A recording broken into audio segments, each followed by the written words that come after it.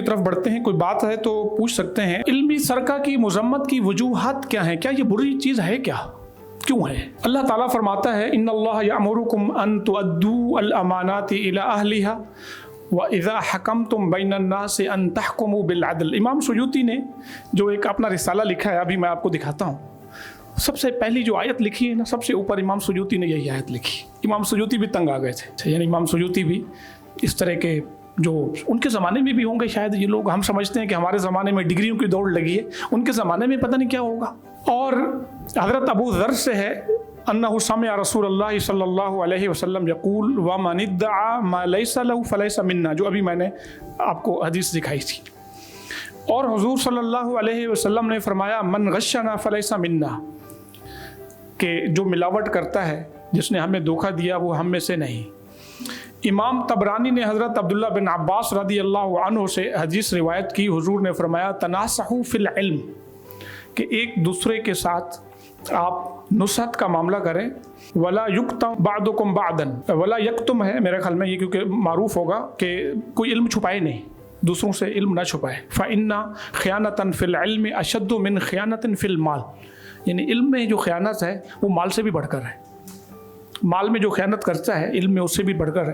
तो मतलब ये कि आपने चीज़ें इधर की उधर की, उधर से चीज़ें ली, उधर डाली और कॉपी पेस्ट किया और आपने जान छुड़ा दी।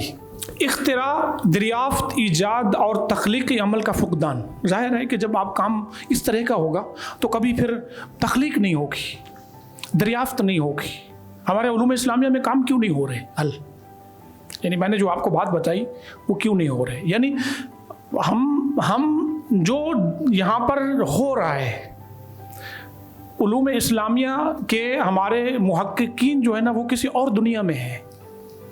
एक मौजू से 10 मौजू निकाल लेते हैं, एक मौजू से 10 मौजू निकाल लेते हैं, बना लेते हैं, तो तख्लीक नहीं हो रही, दरियाफ्त नहीं हो रही। यानी दरियाफ्त का मतलब यहाँ पर ये नहीं, मतलब मसाइल का हल है, मामलात का हल है। सुस्ती और काहली का दौरा है। ज़ाहिर है कि जब ऐसा होगा तो फिर यही होगा कि आप चीज़ें लें और कॉपी पेस्ट करें, और ज़िम्मेदारी के एहसास का उठ जाना कि जब हम चीज़ें कॉपी पेस्ट करेंगे और जब हम चीज़ें लेंगे तो फिर एहसास ज़िम्मेदारी ख़त्म होगा। एक शख्स ने मेहनत की, जैसे इमाम सुयूती ने बताया कि मैंने 20 साल तक कोशिश की और मेहनत की किसी चीज़ के तलाश करने में, और उसके बाद वो आदमी आता है और वो कहता है कि ये काम मैंने किया। आप अंदाज़ा करें। उलमा के जो अक़वाल हैं इल्मी सरका के बारे में, सलफ़ सालिहीन के अक़वाल, सुफ़ियान अस-सौरी रहमहुल्लाह कहते हैं, इन्ना निस्बत अल-फ़ाइदति इला मुफ़ीदिहा मिन अस-सिद्क़ि फ़िल इल्म व शुक्र, कि जो असल में जो फ़ायदा है ना, जो इल्म का असल में जो फ़ायदा है वो सिद्क से, सच्चाई से है, फिल इल्म व शुक्र, और उसके शुक्र से, यानी जिसने काम किया ना, आप उसकी तरफ उसकी निस्बत करें और उसका शुक्रिया अदा करें, और उसका शुक्र भी है, ये उसका शुक्र है, यानी उसका हवाला देना। व अन्न सुकूत अन ज़ालिक मिनल किज़्बे, और जिसने आपको फ़ायदा पहुँचाया और आपने खामोशी इख्तियार की तो ये झूठ होगा इल्म के अंदर, और ये नाशुक्री भी है। और इमाम कुर्तुबी ने अपने तफसीर के शुरू में लिखा है, व शर्ती फ़ी हाज़ल इल्म फ़ी हाज़ल किताब, मेरी शर्त है इस किताब के अंदर इदाफ़तुल अक़वाल इला क़ाइलिहा, कि जो अक़वाल की निस्बत होगी मैं उनकी तरफ करूँगा, वल अहादीस इला मुसन्निफ़ीहा, और जो मुसन्निफ़ीन हैं हदीसों की निस्बत उनकी तरफ, यानी हवाला दूँगा। फ़इन्नहु युक़ाल मिन बरकतिल इल्मि अन युदाफ़ल क़ौलु इला क़ाइलिही, तो कहते हैं कि कहा जाता है कि इल्म की बरकत ये है कि जिसका कौल है उसकी तरफ उसकी निस्बत की जाए, तो इसमें बरकत है। इब्ने मोहम्मद बिन इसहाक़ अन-नदीम अल-वर्राक़, ये 438 में इनका इंतकाल हुआ। फ़हरिस्त कुतुब जमील उमम मिनल अरब वल अजम, इनकी बड़ी मशहूर किताब है और सबसे पहली किताब है गालिबन जिन्होंने फ़हरिस्त पर काम किया। इल्मी सरका के बारे में 14 किताबों की फ़हरिस्त बताई। आप अंदाज़ा करें जिन लोगों ने इल्मी सरका पर किताबें लिखी, और वो किताबें भी मैं शायद आपको अभी दिखाता हूँ।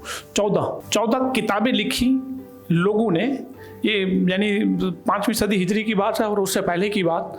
14 किताबों का जिक्र किया इन्होंने कि जो इल्मी सरका के बारे में लिखी गई, اور اس کے اندر لوگوں کے نام ہیں اور اقوال ہیں۔ امام سیوطی کی جو کتاب ہے، آپ نے 2 رسالے لکھے، الفارق بین المصنف والسارق اور البارق۔ امام سیوطی کی ذرا عبارت تھوڑی سی آپ ملاحظہ کریں۔ آپ کہتے ہیں ان اللہ یأمرکم ان تؤدوا الامانات الی اہلھا، یہ ان کی رسالے کی ابتدا ہے۔ امام سیوطی لکھتے ہیں هل اتاک حدیث الطارق، کیا رات کو دروازہ کھٹکھٹانے والے کی بات اب تک پہنچی؟ وما ادراک ما الطارق، اور تمہیں پتہ ہے کہ وہ دروازہ کھٹکھٹانے یعنی وہ کھڑکھڑانے والی آواز وہ کیا ہے؟ الخائن، خیانت کرنے والا، السارق، چور، والمائن، المارق، ناشکری کرنے والا، اور ذخیرہ اندوز، الذی توسل الینا باولاد الحنفاء، جو بہت اچھے لوگوں کے واسطے سے ہم تک پہنچا، اور وتوسل الینا بابناء الخلفاء، اور خلیفوں کے بچوں کے ذریعے ہم تک اس نے رسائی حاصل کی۔ فاوسعنا بشرا فقابلہ بجفاء، ہم نے بڑی کھلے دل سے ہم نے اس کا استقبال کیا اور اس نے ہمیں اس کا جفا سے بدلہ دیا۔ وعاملنا بغدر، اور اس نے ہمیں دھوکہ دیا۔ اذ عاملناہ بوفاء، ہم نے تو اس کے ساتھ اچھا معاملہ کیا تھا، وفاداری کی تھی۔ وتطفل علینا فی المواعظ، اور ہمارے دسترخوانوں پر آیا وہ، یعنی ہم نے اصل میں علمی دسترخوان کی بات کر رہے ہیں۔ فانعمنا لہ بشیء مما لدینا من الفوائد، اور جو کچھ ہمارے پاس تھا ہم نے اس کو سب کچھ دیا۔ وَأَذِنَّا لِطَلَبَاتِنَا أَن يَسْمَحُوا لَهُ بِعِيَارَةِ مُصَنَّفَاتِنَا الدُّرَرَ الْفَرَائِض، کہ ہم نے اپنے طلبہ کو اجازت دی کہ جو کچھ ہے اس کو دیں، یعنی وہ کتابیں اس نے مانگی، اور امام سیوطی نے لکھا ہے کہ وہ 4 کتابیں مانگی انہوں نے، اور وہ 4 کتابیں ہم نے ان کو دے دی، اور ہم نے اپنے طلبہ کو کہا کہ آپ ان کو دے دیں۔ تو اس نے کیا کیا، اور ان میں سب سے جو اہم بات تھی، جو اہم کتاب تھی، وہ یہ ہے، یہ المعجزات والخصائص، یہ جس کی خاص طور پر بات کر رہے ہیں۔ تو امام سیوطی کہتے ہیں کہ میں نے 20 سال تک حضور صلی اللہ علیہ وسلم کے خصائص اور معجزات جمع کیے، اور تقریباً وہ 10,000 سے زیادہ تھے، اور اس نے کیا کیا کہ بالکل بعین ہی وہ عبارتیں اپنی کتاب میں نقل کی، اور اس نے کہا کہ یہ میں نے کیا کام، آپ اندازہ کریں۔ تو امام سیوطی نے بڑے سخت الفاظ استعمال کیے اس کے اندر، یعنی امام سیوطی بڑے تھک گئے تھے، اور 2 کتابیں لکھی، ایک یہ کتاب اور دوسری البارق کے نام سے بھی لکھی۔ اب ظاہر ہے کہ البارق فی قطع السارق، یہ البارق فی قطع السارق، یعنی یہ ید سارق نہیں کہہ رہے، قطع السارق، چور کو کاٹنا۔ تو ہاں، اس کی یعنی مطلب اس کی آپ گردن اڑانے کی ہی بات کر رہے ہوں گے کہ اس کو چور کو کاٹ دیں، لیکن کون سا چور؟ یہ جو چور ہے، جو کتابوں کا چور ہے، جو چیزیں خاموشی سے نقل کر دیتا ہے اپنے پاس اور ذکر تک نہیں کرتا۔ علمی سرقہ سے بچنے کے طریقے کیا ہو سکتے ہیں؟ ہم کیسے جان چھڑا سکتے ہیں؟ میں آسان لفظوں میں کہوں کہ وہ سملرٹی سے بھی، کیونکہ عام طور پر ہمارے اسٹوڈنٹس پوچھتے رہتے ہیں کہ ہم کیا کریں پھر۔ تو میں آپ کو ایک بات تو یوں کہوں گا کہ میں ہر سپروائزر کے لیے یہ میری بات ہے کہ جو ٹرنر 10 کی جو ایکسیس ہے نا، ان سب کو دیں، اور کوئی مشکل چیز بھی نہیں، اور وہ ان کو اسٹوڈنٹس کو اپنا اکاؤنٹ بھی بنا کے دے دیں، یعنی اسی پر اکاؤنٹ کا آپشن بھی ہے۔ اسٹوڈنٹس اپنا کام کریں، اور کام کرنے کے بعد ہر تھوڑے دنوں کے بعد، مطلب 5 7 8 10 صفحے ہو گئے تو پھر اس کو چیک کریں، اور اگر اس کے اندر سملرٹی آ رہی ہے تو اس کی ریفریزنگ کریں، اس کو پھر چینج کریں، اس کو پھر سے اس کا پیراگراف چینج کریں، اس کا مفہوم چینج کریں، جہاں پر یہ ہو رہا ہے تو اس کے ساتھ لگے رہیں۔ یعنی ایسا نہ ہو کہ آپ نے ایک ساتھ 2 سال محنت کرنے کے بعد جب آپ نے کام کیا اور پھر آپ QEC میں گئے اور وہاں پر جمع کرایا تو پتہ چلا کہ آپ کی سملرٹی تو بہت زیادہ ہے، اور پھر آپ تھک کر بیٹھ گئے۔ تو یہ ساتھ ساتھ کرتے رہیں، آپ یہ کام جو ہے نا ساتھ ساتھ کرتے رہیں۔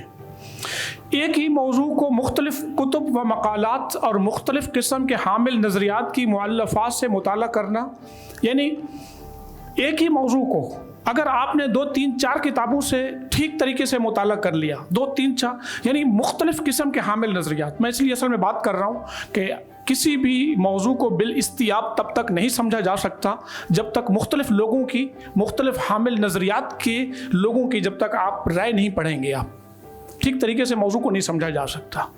उसमें कदीम भी हो सकते हैं, कुछ लोग जदीद भी हो सकते हैं। यानी बहुत सारे लोग इसी चीज़ में परेशान रहते हैं कि हम मौजू को काम शुरू करें तो कैसे करें, अब पढ़ते नहीं, यानी फिर से घूम के आ जाते हैं। कई लोग ऐसे होते हैं कि भाई हम काम शुरू कैसे करें, फिर वो बताएं उनको ये किताब पढ़ लें, ये किताब पढ़ लें, फिर वो आ जाएंगे सर काम कैसे शुरू करें, कहाँ से करें, तो काम शुरू नहीं होगा। काम कैसे शुरू होगा कि मौजू को तो पढ़ें आप, और बहुत पढ़ें मौजू को। यानी ये 4-5 किताबें भी कम हो सकती हैं। जब 5, 6, 7 किताबें आप पढ़ लेंगे, मौजू बिल्कुल आसान हो जाएगा, आप समझ जाएंगे। तो फिर उसके बाद आप लिखें, उसको बड़ी आसानी से लिख सकते हैं, अपने लफ्ज़ों में लिख सकते हैं, अपने लफ्ज़ों में लिखें और उसका हवाला दे दें फिर, और बात ख़त्म हो गई। अपने अंदर इबारात की तलखीस बनाने का मलका पैदा करना, ये भी एक मलका है। तलखीस बनाएं आप, उसको सीखें कैसे बनाते हैं, उसके वो अल्फाज चोरी ना करें आप।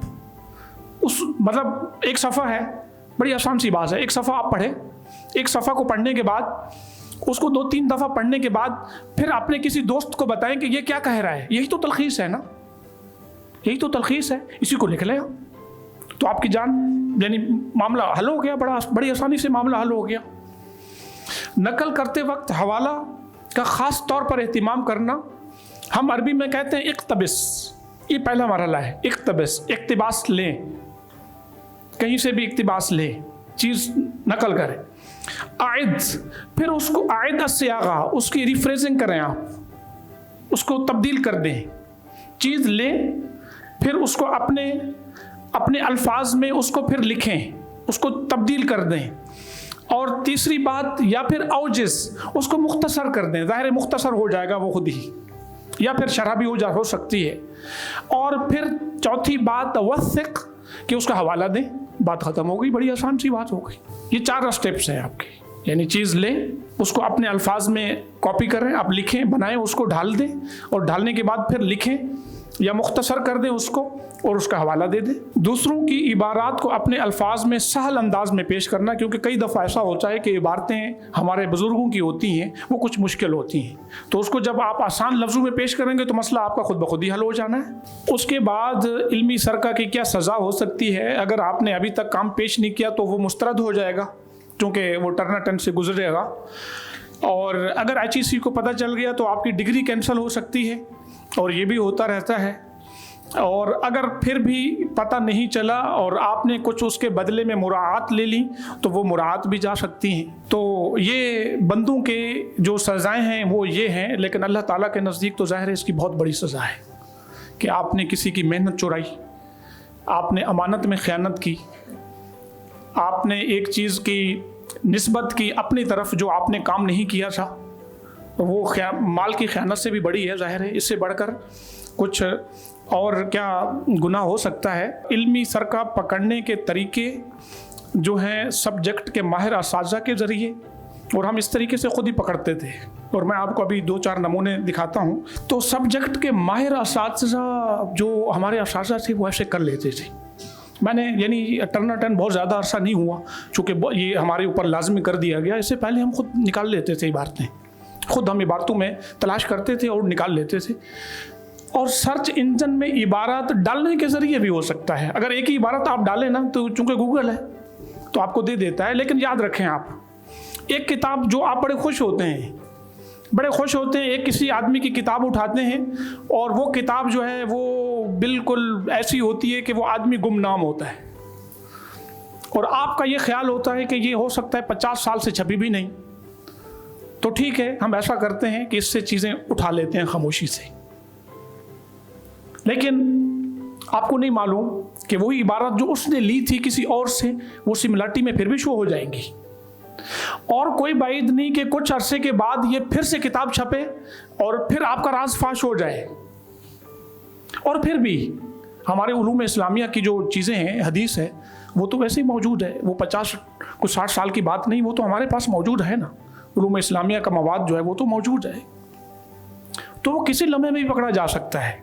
और इल्मी सरका के लिए तैयार किए गए सॉफ्टवेयर या वेबसाइट के ज़रिए کہ جو سب سے زیادہ ہے. اچھا ویسے تو سافٹ ویئر ہم تو ٹرنر10 کی بات کر رہے ہیں، لیکن جو مفت والے سافٹ ویئر ہیں نا زیادہ تر انٹرنیٹ موجود ہیں، وہ ٹھیک طریقے سے رزلٹ نہیں دیتے.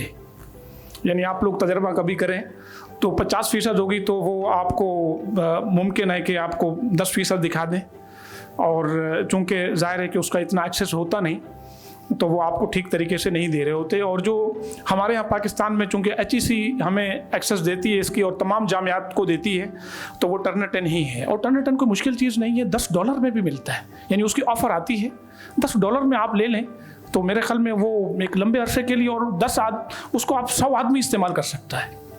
بلکہ اس کے ساتھ 2-3 اور سافٹ ویئر بھی مفت میں ملتے ہیں اس کے ساتھ. یعنی وہ انگلش کی گرامر درست کرنے والا سافٹ ویئر بھی ہوتا ہے اس کے اندر، وہ مترادفات والا بھی ہوتا ہے جس کو ریفریزنگ کہتے ہیں ہم. یعنی وہ پوری عبارت ڈال دیں لیکن وہ انگلش والا ہے، اس کو آپ کو وہ درست کر کے دے دے گا، تو ہم اس کو بھی استعمال کر سکتے ہیں. اب جہاں تک بات ہے کہ سبجیکٹ کے ماہر اساتذہ کے ذریعے اس کے پکڑنے کی، آپ کو اپنی ایک رپورٹ دکھاتا ہوں. اور یہ اوپر دیکھ رہے ہیں ابحاث سرقت، کہ کچھ وہ ریسرچ آرٹیکل جو چوری ہوئے، تو اس کی ایک لسٹ ہے. میں وہ دکھانا بھی ابھی نہیں چاہ رہا ہوں آپ کو، لیکن میں چاہ رہا ہوں کہ آپ کو ایک رپورٹ میں نے تیار کی تھی کہ یہ آپ کو دکھاؤں. یہ دیکھ رہے ہیں آپ کہ 31/3/2017 میں یہ ہوئی. مثال کے طور پر اس جیسی اور بھی بہت ساری چیزیں ہیں کہ ہم کس طریقے، اور ٹرنر10 سے نہیں، میں نے اس کو خود ہی اس کو دیکھا اور اس کو میں نے اس کی جو علمی سرکہ تھا میں نے وہ خود ہی پکڑا ہے. اس مقالے کا 70% doctor Muhammad Imran, Islamic study, international Islamic university Islamabad کی غیر مطبوع بحث منہج السیاح من الکتب الحدیثہ غیر صحیح سے ماخوذ ہے، اور کچھ حصہ عارف العونی کی کتاب مصادر السنہ و مناہج و مصنفیہ سے لفظ بلفظ ماخوذ ہے، جو میری معلومات کے مطابق ابھی تک شائع نہیں ہوئی. بقیہ 15% منتدیات دار الحدیث بمعارب اور ابو تمیمہ کی غیر مطبوع بحث سے ماخوذ ہے لفظ بلفظ بغیر کسی حوالہ کے، اور صرف 5% دیگر کتب سے مختلف مقامات سے ماخوذ ہے علمی منہج اختیار کیے بغیر. اب اس کی تفصیل یوں ہے، یہ اس کا خلاصہ تھا.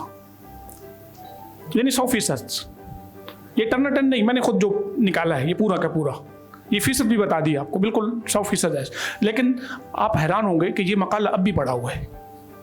یعنی اس سب کے بعد میں نے یہ ایڈیٹر کو لکھا اور پھر اس سے رابطہ کیا. میں نے کہا کہ بھائی، اور بڑی سخت رپورٹ لکھی، اور میں نے کہا کہ یہ بہت غلط ہے کہ اگر یہ چھپ گیا آرٹیکل، یہ چھپ گیا تو بڑا مسئلہ ہوگا. اور پھر صرف یہ ایک آرٹیکل نہیں، جب میں نے یہ عمران سے رابطہ کیا، میں نے ایک ویب سائٹ ہے جس کا نام ہے ملتقى اہل الحدیث، تو اس پہ مجھے ملا، تو میں نے فوراً اس کو خط لکھا عمران کو.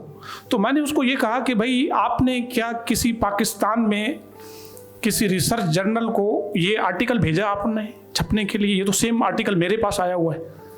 تو ان باکس میں نے اس کو ای میل، تو اس نے پھر مجھے پرائیویٹ ای میل کی اور اس نے کہا ڈاکٹر صاحب میرا ایک نہیں 5-6 مقالے چوری ہو گئے اور سارے پاکستانیوں نے چھاپ دیے اندازہ. اور مقالے بھی اس نے بھیجے مجھے، اور وہ مقالے بھی پتہ ہے کہاں کہاں کس کے چھپے ہوئے ہیں. میں نے پھر تصدیق بھی کی، ابھی 2-3 دن پہلے پڑے ہوئے ہیں ابھی بھی. آپ اندازہ کریں، ایک نہیں 5-6. اور اس نے کہا کہ خدا کے لیے میں آپ کی منتیں کرتا ہوں کہ جس نے آپ کو بھیجا ہے مجھے اس کی جو ہے نا معلومات چاہیے، وہ کون ہے، اور میری مدد کریں ان چوروں کو پکڑوانے میں. پھر کیا ہوا کہ یہ میں نے یہ بلکہ لکھا ہے اس پہ، ہاں یہ مقالہ اسی پر یہ موجود ہے، آپ ذرا دیکھیے. آپ یہ مقالہ موجود ہے، 11 نومبر 2016 کو اپلوڈ کیا گیا، جس میں باحث نے صحیح ابن خزیمہ، ابن حبان اور ضیاء المقدسی کی المختارہ کا منہج ذکر کیا. تو ہمارے اس مقالہ نگار نے ڈاکٹر عمران کی بحث کا دوسرا مبحث پورا لفظ بلفظ بغیر حوالے دیے نقل کر ڈالا. اچھا، جو کہ وَلَهُ مؤلفات کثیرہ لیکن الباقی من هذه المؤلفات تالی ذکر سے لے کر، یعنی میں نے یہ عبارت بھی بتائی ہے، یہ مقالہ مکمل علمی سرقہ پر مبنی ہے. مقالہ نگار نے ایک سطر بھی اپنی طرف سے نہیں لکھی، آپ اندازہ کریں. اچھا، اپنی طرف سے نہیں لکھی، کئی صفحات بمائے عناوین بھی تبدیل نہیں کی. آپ اندازہ کریں اتنی جرأت سے کام ہوا اور اب بھی پڑا ہے. اور میرے خیال میں جہاں تک میرا خیال ہے کہ وہ اب پروفیسر بن گئے ہوں گے اور ہو سکتا ہے ڈین ہوں, اپنی فیکلٹی میں ڈین ہو, کچھ وائس چانسلر بھی لگ جائیں گے کوئی بعید نہیں کچھ عرصے میں. تو ہمارا کام کیسے ہوگا, ہمارے اسٹوڈنٹس کا کام کیسے ہوگا؟ یہ ایک مثال دے رہا ہوں, ہمارے پاس اس طرح کی 10-20 مثالیں موجود ہیں, یعنی پورے کے پورے آرٹیکل, پوری کی پوری عبارتیں. اچھا, سائٹوں سے لیے کہ بغیر حوالہ دیے ہرگز یہ مقالہ اس قابل نہیں کہ اسے کہیں چھاپا جائے, بلکہ میں برجس کے ایڈیٹر صاحب اور بورڈ سے درخواست کروں گا کہ مقالہ نگار نام اور ایڈریس سے ہمیں آگاہ کیا جائے تاکہ ہم اس قسم کے کبھی فیل کا سدباب کر سکیں اور اس مقالہ نگار کا کوئی بھی مقالہ کسی بھی مجلہ میں نہ چھپ سکے.